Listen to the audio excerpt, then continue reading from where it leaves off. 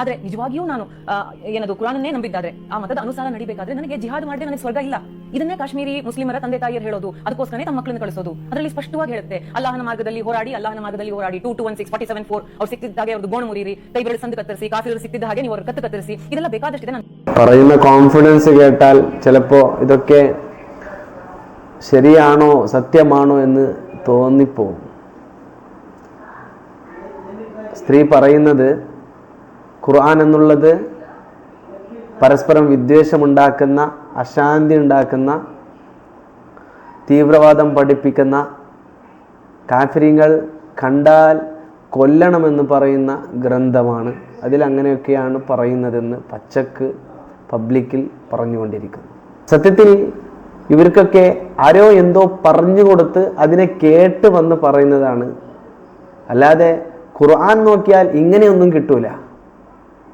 ഖുർആനിന്റെ തുടക്കം മുതൽ ഒടുക്കം വരെ ശാന്തി മാത്രമേ, ശാന്തിയും സമാധാനവും ഐക്യവും സാഹോദര്യവും കരുണയും ഇങ്ങനെയുള്ള പാഠങ്ങൾ മാത്രമാണ് പഠിപ്പിക്കുന്നത്. എവിടെയും അശാന്തിയെ കുറിച്ച് ആദരവായ റസൂലുള്ളാഹി സ്വല്ലല്ലാഹു അലൈഹി വസല്ലമ തങ്ങളാണെങ്കിലും അല്ലാഹു തആലയാണെങ്കിലും ഒരു ഹദീസിലോ ഒരു ആയത്തിലോ നമ്മൾക്ക് ഒരിക്കലും കാണാൻ സാധ്യമല്ല.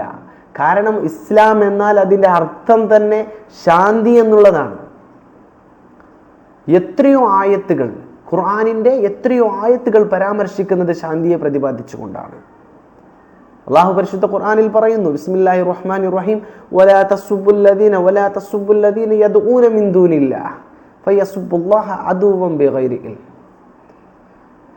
അതായത് നോൺ മുസ്ലിംസ്, മുസ്ലിം അല്ലാത്തവർ, മറ്റു ദൈവത്തിനെ വിളിച്ച് പ്രാർത്ഥിക്കുന്ന ഹിന്ദുക്കളാകട്ടെ ക്രിസ്ത്യൻസ് ആകട്ടെ, ഇങ്ങനെ മറ്റു ദൈവങ്ങളെ വിളിച്ച് പ്രാർത്ഥിക്കുന്ന മറ്റു മതക്കാരെ ഒരിക്കലും നിങ്ങൾ ചീത്ത പറയരുത്, ചീത്ത വിളിക്കരുത്. എടുത്ത് പറയുന്നു, മൻ ഖതല നഫ്സൻ ബിഗൈരി നഫ്സിൻ ഔ ഫസാദിൻ ഫിൽ അർദ് ഫകഅന്നമാ ഖതല الناس ജമിഅ വമൻ അഹ്യാഹ ഫകഅന്നമാ അഹ്യ الناس ജമിഅ. അതായത് ഒരു തടിയെ ഒരാൾ കൊന്നാൽ, ഒരു ശരീരത്തിനെ, ഒരു നിരപരാധിയെ, കാരണമുണ്ടെങ്കിൽ അതിനെ കൈകാര്യം ചെയ്യുന്നവർ വേറെയാണ്, അതിൻ്റെ കാരണങ്ങൾ വേറെയാണ്.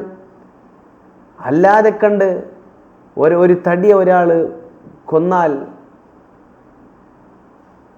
ഫകഅന്നമാ ഖതല الناس ജമിഅ, ലോകത്തിലുള്ള എല്ലാവരെയും കൊന്നതിന് തുല്യമാണ്. അതുപോലെ തന്നെ ഒരാളെ ജീവിപ്പിച്ചാൽ എല്ലാവരെയും ജീവിപ്പിച്ചതിന് തുല്യമാണെന്ന് പരിശുദ്ധ ഖുർആനിൽ പറയുകയാണ്. അങ്ങനെ പലയിടത്തും അല്ലാഹു റബ്ബ് സുബ്ഹാനഹു വ തആല ശാന്തിയെ മാത്രമേ നമ്മൾക്ക് പറഞ്ഞു തന്നിട്ടുള്ളൂ. പ്രവാചകർ സല്ലല്ലാഹു അലൈഹി വസല്ലമ തങ്ങളുടെ ജീവിതം നോക്കുകയാണെങ്കിൽ ജീവിതം മുഴുവനും സാഹോദര്യത്തിലൂടെയും ഐക്യത്തിലൂടെയും സമാധാനത്തിലൂടെയും ജീവിച്ചവരായിരുന്നു.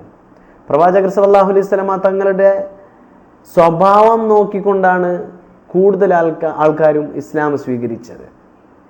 തങ്ങൾ പറയുന്നു, മൻ ദഅ ഇലൽ അസ്ബിയ ഫലൈസ മിന്നാ ലൈസ മിന്നാ മൻ ദഅ ഇലൽ അസ്ബിയ. ആരെങ്കിലും ഒരുത്തൻ തീവ്രവാദത്തിലേക്ക് ക്ഷണിക്കുകയാണെങ്കിൽ അവൻ നമ്മളിൽപ്പെട്ടവനല്ല.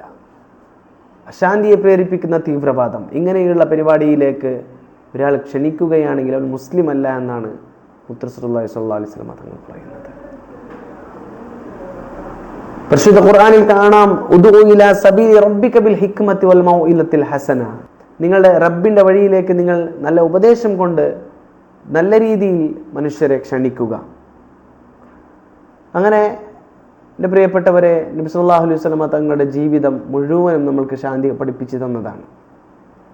പിന്നെ എങ്ങനെയാണ് നബി തങ്ങൾ അശാന്തിയെ പഠിപ്പിച്ചു, അല്ലെങ്കിൽ ഖുർആൻ ശാന്തി പഠിപ്പിക്കുന്നു എന്നൊക്കെ പറയാൻ നമ്മൾക്ക് എങ്ങനെയാണ് സാധിക്കുന്നത്?